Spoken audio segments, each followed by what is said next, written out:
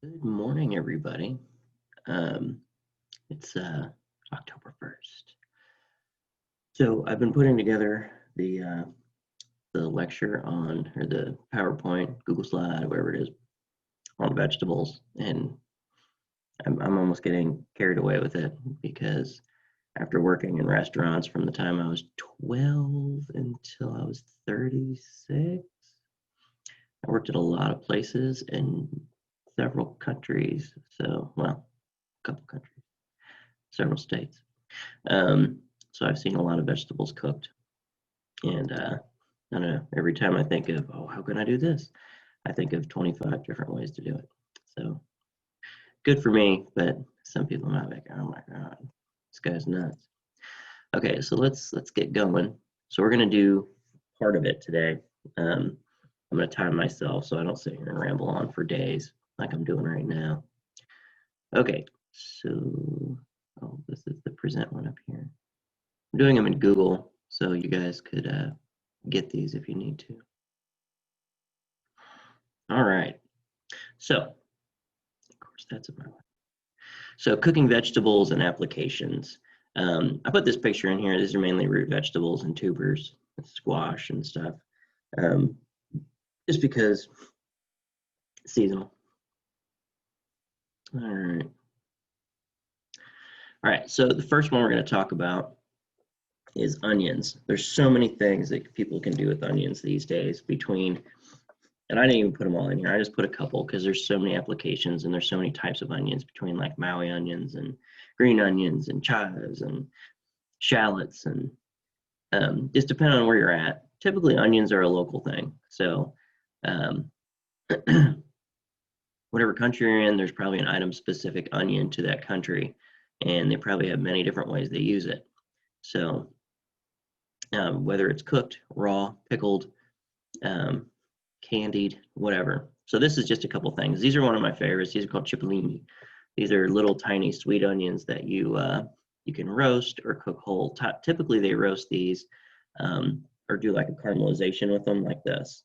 And then you add these to, once they're done, you can serve them with steak, or you could add them to a sauce or chop them and put them in a salad. I mean, whatever you want to do. So let's watch that.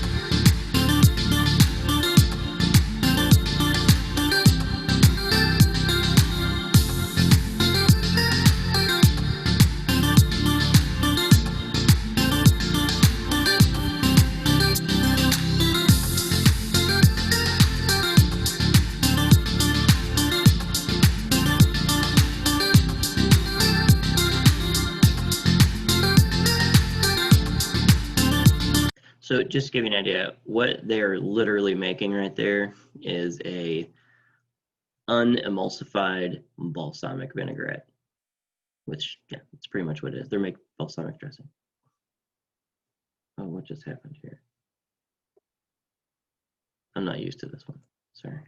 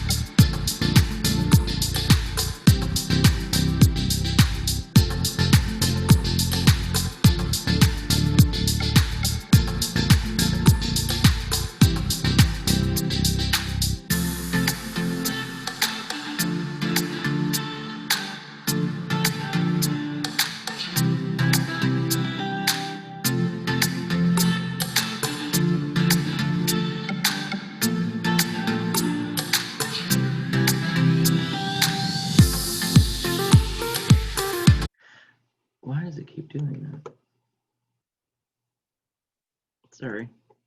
I don't know. I'm not used to this slide.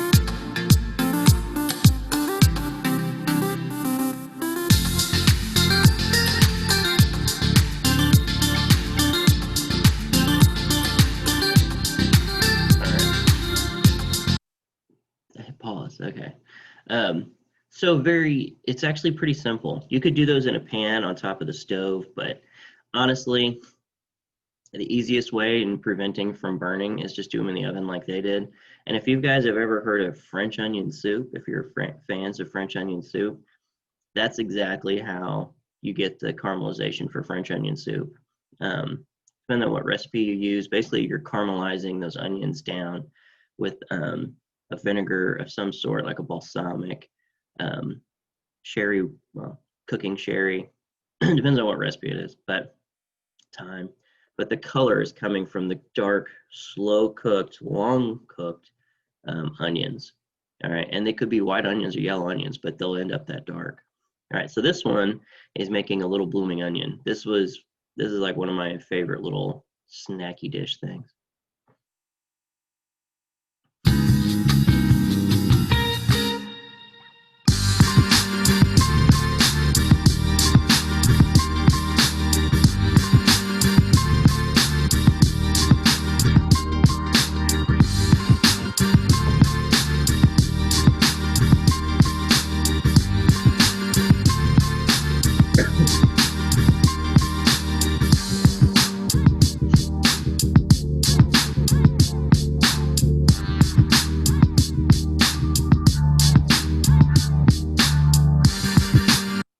Okay, just pausing real quick. What they're doing is making pretty much a batter, like an egg wash. When you use buttermilk is literally milk with acid added to it. So if you have 1 cup of vitamin D milk, you add 1 tablespoon of lemon juice or vinegar, let it sit. It's going to slightly curdle and give you the buttermilk. Okay, it's not butter added to milk. A lot of people think, oh, you add some butter to milk. No, it's not the same thing. And the way you do that, and the reason you do that is, one, the acidic part of the milk. First, the milk's going to kind of wind down the flavor of the onion. The acidity from the butter or the buttermilk or the acid part is going to help tenderize that a little bit, kind of pickle it almost. Not pickle it, but anytime you add vinegar to something, it starts to cook it, literally, with the vinegar.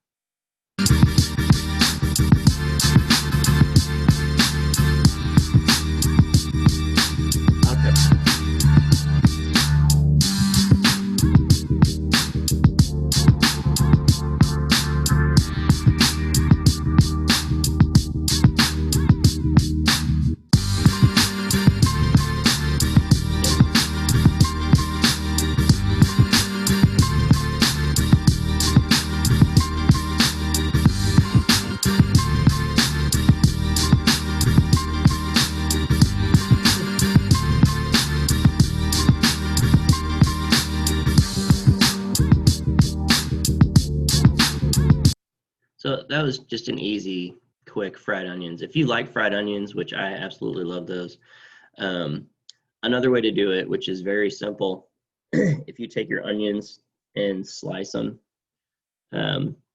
or do a julienne, put some salt and pepper, whatever seasonings you want on your onions, and let them sit in the bowl. You know, put a cover on it.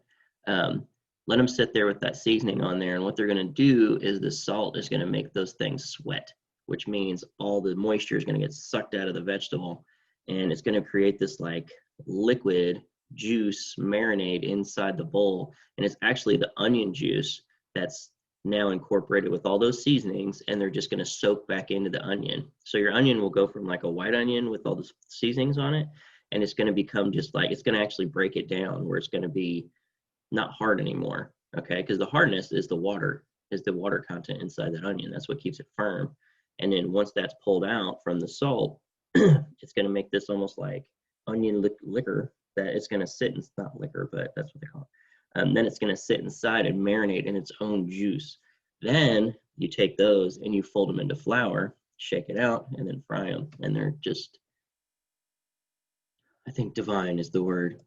Okay, so this is a pretty cool clip just to get your mind set. Let me move me. So just start out, here are some root veg from around the globe. This is a pretty neat video where it just describes how these predominant vegetables are in England now and how they got there and what they're used for. I just thought it was neat because that's exactly how a lot of the spices and foods and animals too. A lot of the animals, there's a really funny, or not a funny video, there's a video I watch called Meat Eater actually, where there's this type of animal in Texas that was brought, that's only native to India, that somebody brought over, you know, a few of these sometime a long 100 years ago and let them go. And now they're running rampant all over this part of Texas. And that's the only place they're at. I forget what they're called, ebus or something like that. Same thing with pigs. People bring pigs a long time ago on boats because, you know, they can sustain the weather. They can, you know, they're not huge. You can't really bring cows that much with you, but you can bring pigs and chickens, and they would bring pigs with them. And, you know, because they needed food wherever they went. So they're like, let's just bring the food with us just in case we can't find anything. But they let these pigs go sometimes, or some pigs would get away and they would just explode.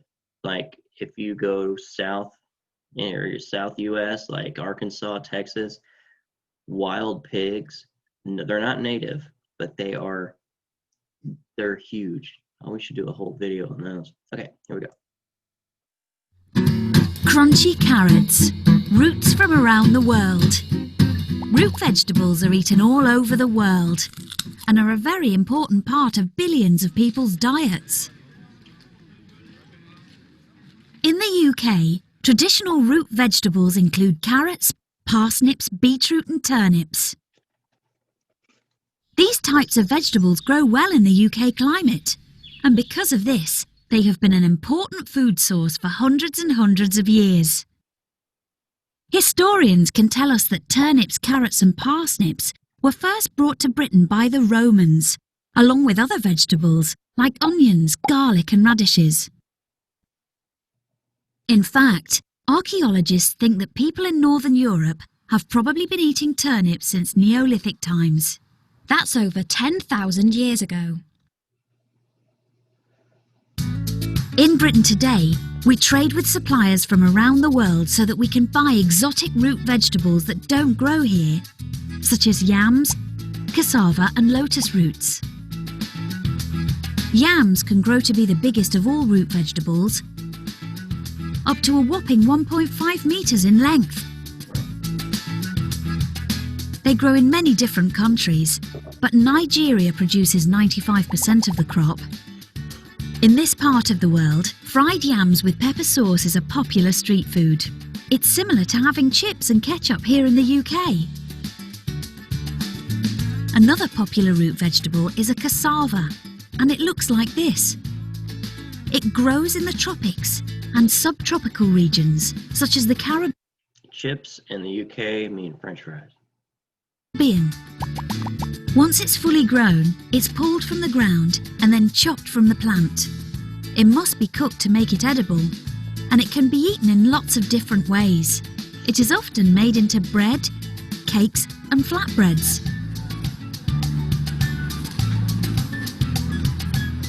Lotus flowers are a plant native to tropical Asia and Australia. You may have seen them floating on a pond. Did you know you can eat the roots of these plants? They grow underneath the water and look like this. So that's amazing to me because I've seen those lilies, like the lotus plants, in ponds and stuff before. Like I dug up a little pond in my backyard at my old house for my kids, and they put one of those lily pond, well, I just called it a lily, the pond lily. I had no idea that the roots of that thing were lotus roots, because I've eaten these before and I really had no clue. Once picked and cleaned, they're often pickled in rice vinegar, ginger and spices and eaten in salads. Nowadays, We're very lucky to be able to enjoy so many more unusual and exotic vegetables from around the world, ensuring that we never get tired of eating our 5 a day. All right. Oh, excuse me. So I thought that was interesting. And honestly, that is how 99% of the food that you see in the US especially, and then just globally, you'll see, if you guys in your history class, you'll learn about, hold on, I got another one. The spice trade. So spices were used as a form of currency a long time ago. And there's actually just a literal line of the spice trade where wealthy people in Europe would want certain spices for their foods, and people in the Middle East would just have this caravan of like this direct lane of traffic. And then all along the way, all these different countries that, like Venice, Italy is one of them. They're one of the main, there was like a hot spot for the spice trade. Like people would, that was one of the stops. And you can see even now, if you go to the tiny country of Italy, which is like the size of Florida, it has hundreds of different types of cultural foods. It's not spaghetti and meatballs everywhere. So you can see that all over the world. And like England is one of the main ones, because England seemed to dominate everybody. It's a tiny island, but they dominated the world for a long time. And you can see by the foods they have, like they're known for tea. That is not from England. Cocoa, like they were some of the first people to get a hold of cocoa. And you know, the French and Belgium, although are known for chocolatiers and stuff. They don't have cocoa there. Cocoa is subtropical. So that is from slave trades and going down to these subtropical areas and harvesting cocoa and bringing it cacao back up and using it for their products. So what they developed with it became popular, but they had nothing to do with growing those things. And that's even like when we came to the United States, like when settlers came over here, they learned how to grow corn and squash and all that, and then brought it back to Europe. Like they didn't have that stuff over there.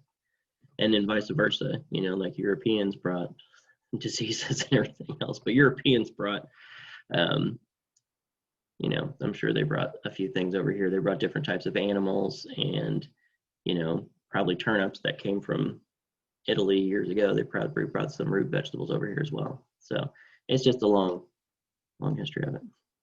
Okay, so these ones, I was vegan for a while, just not because I don't like meat, which I do like meat, but I had some health issues and had to stay away from the old meat for a while. Okay, so this one is top 10 countries to visit. They're both about vegan cities and what you can eat there. Or not vegan cities, but places if you're a vegan or to go. And some of the food's pretty amazing, but these two were like back to back, so I went ahead and put both of them on. If you don't eat meat, dairy, or eggs, traveling to certain destinations can indeed be tricky. Welcome to Mojo Travels, and today we're counting down our picks for the top 10 countries to visit if you're vegan. Are you a fan of our videos? Be sure to subscribe to Mojo Travels and ring the bell to be notified about our latest videos. For this list, we're looking at the best places to travel if you follow a strict vegan diet. Number 10, Germany. You might assume that because their traditional cuisine is very meat-centric, that the Germans wouldn't have much to offer for vegans. But despite their reputation for serving up bratwurst and schnitzel, there's actually something for everyone in modern Germany. While in more rural areas, you will undoubtedly have a tough time coming across vegan cuisine, Germany's largest city, Berlin, is one of the world's most vegan-friendly, with plenty of vegan restaurants. Vegan specialty items are easily found in grocery stores around the country. Number 9, Malaysia. When you think of Malaysian food, you probably picture bustling night markets and street vendors, where you can buy any number of local delicacies. The country's capital, Kuala Lumpur, is known for its expansive markets which feature an intersection of cuisines, with contributions from China, India, Indonesia, Thailand, and beyond. Hidden among all the meat-centric options though, it's actually quite easy to find stalls and restaurants devoted explicitly to vegetarian and vegan cuisine. Nasi lemak is considered Malaysia's national dish, and while its traditional serving isn't explicitly vegan, it's very easy to order it without the egg in order to enjoy it. Number 8, England.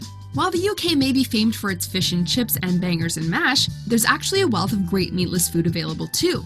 London has even been voted as the most vegetarian-friendly city in the world, which may come as a surprise to many. Even Paul McCartney said, quote, "After 40 years of touring as a vegetarian, I'm proud to say that when it comes to eating, there's no place like home."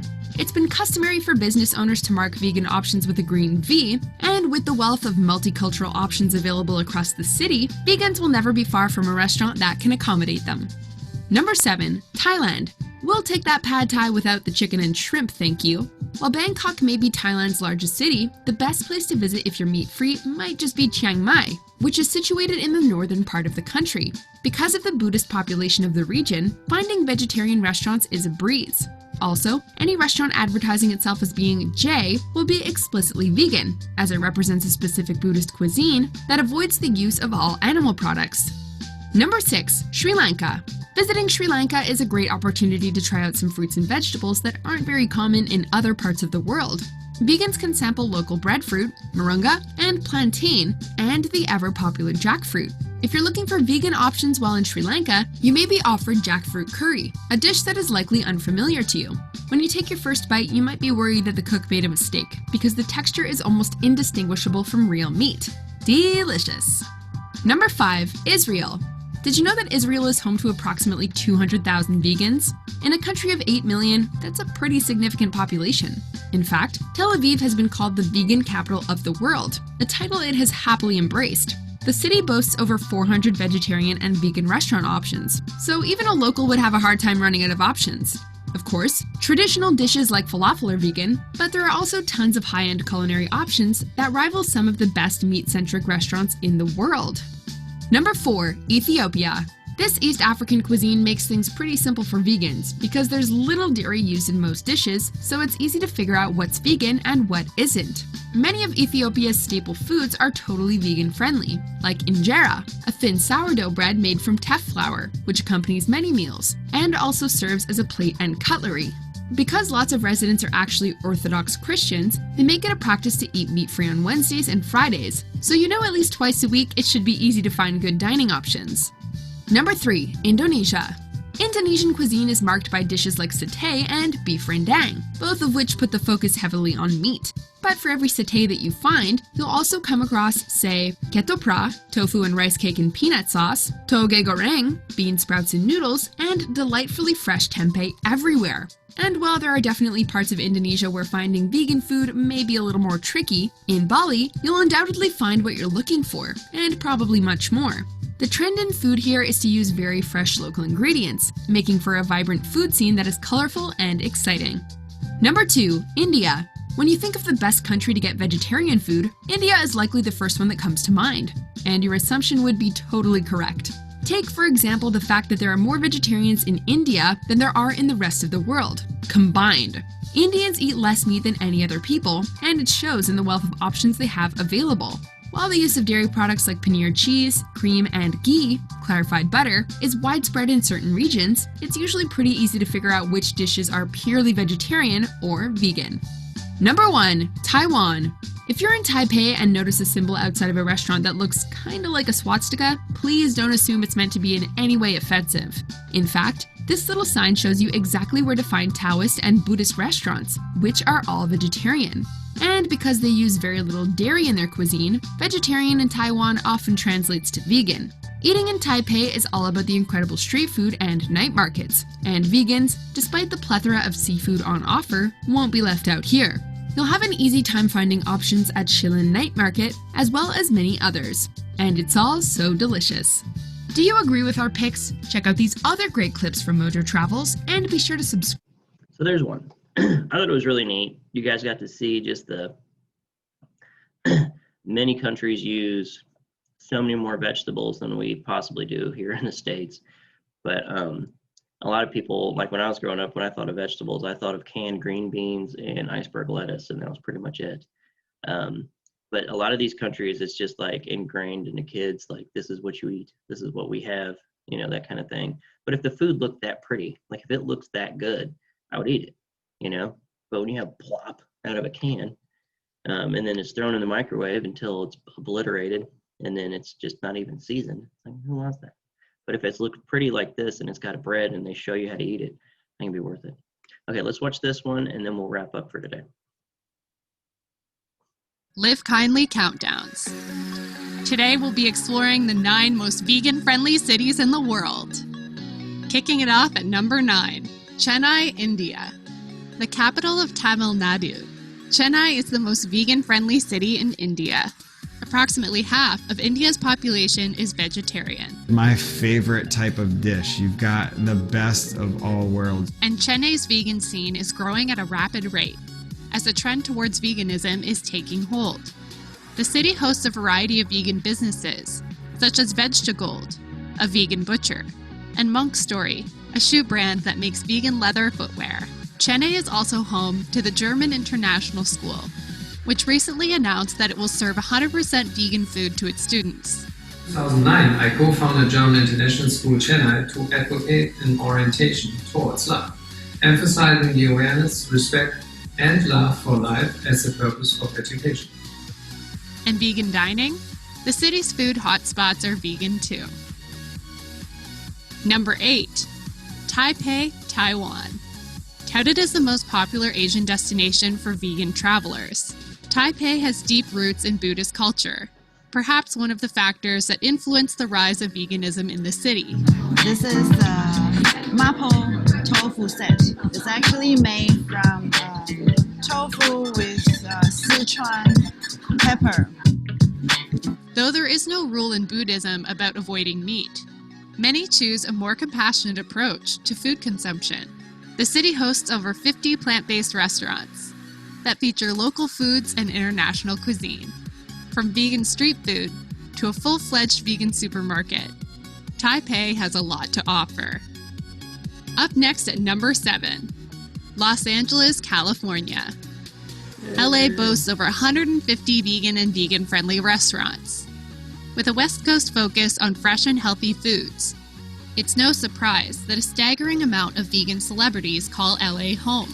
Most of what's in my fridge is to feed my son, but it's also to feed me. Moby's vegan restaurant Little Pine calls Los Angeles home too. And some of the things on the menu that I love personally, we have these sriracha glazed Brussels sprouts. And the thing is, I don't like Brussels sprouts, and I love these. The growing number of vegan companies has created many jobs for people in the city, with vegan hospitality groups, restaurants, and catering businesses. I'm in raw vegan heaven, like actual raw vegan heaven right now.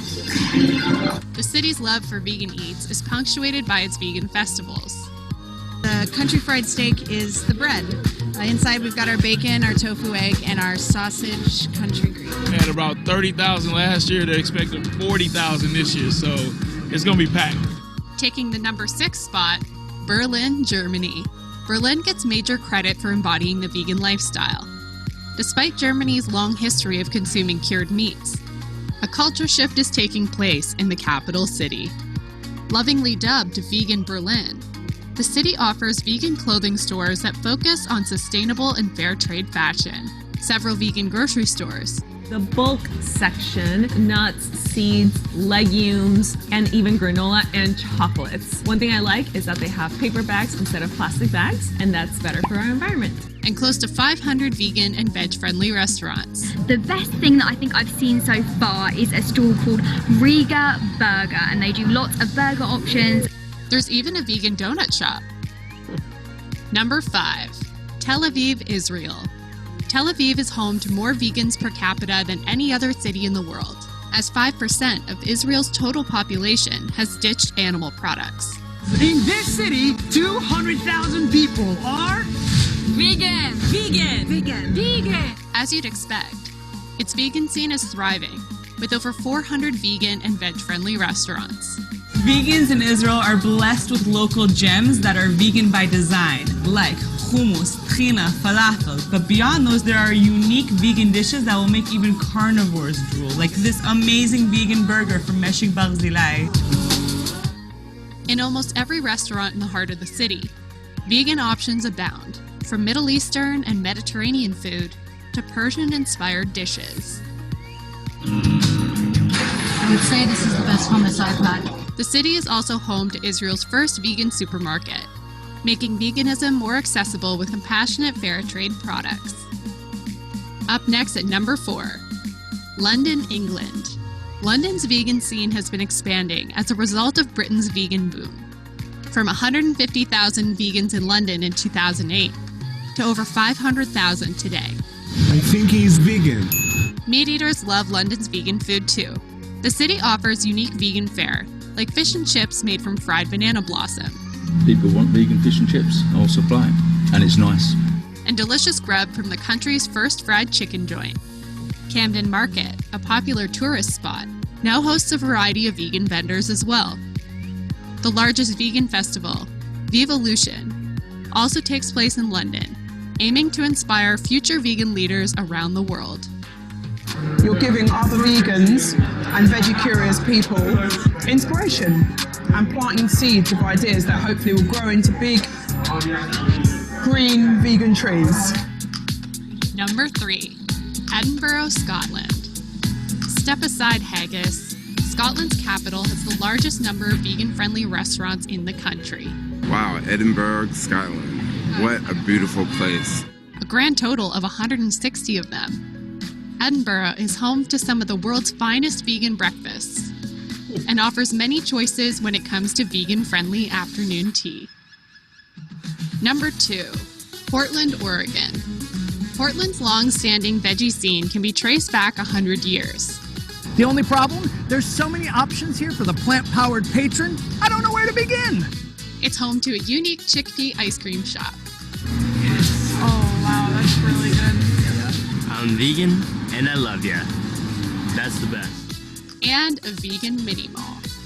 Not just about stopping in and finding some cool vegan snacks. You will be amazed at all that exists. It's an online store too.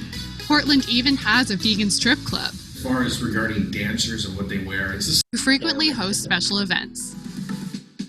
And reigning champion at number 1, Bristol, England. Bristol ranks number 1 with its incredible range of independent plant-based cafes and restaurants. Residents can choose between a wide variety of vegan fares, like Ooey Diner, that features vegan versions of meaty junk food. There's also VX Bristol. Excitement is real. We are at VX Bristol, which is amazing vegan junk food. Look at what I'm about to dive into, the Monster Shake. Oh, I don't even know how to... Fun Fiction and Cafe Fino. There's also a vegan co-working space and monthly vegan events. Organise the Bristol Vegan Drinks event. It's a monthly event. Vegetarian and veg-friendly business listings by neighborhood. This one gets more into businesses and stuff instead of the food. But I thought those are pretty cool. There's a lot of stuff on vegan actors, vegan sports athletes. And vegan, if you guys don't know what that means. So there's vegetarians. Those are people who don't eat meat. Then there's lacto-vegetarians that eat, vegetarians that don't eat meat, but they'll eat dairy.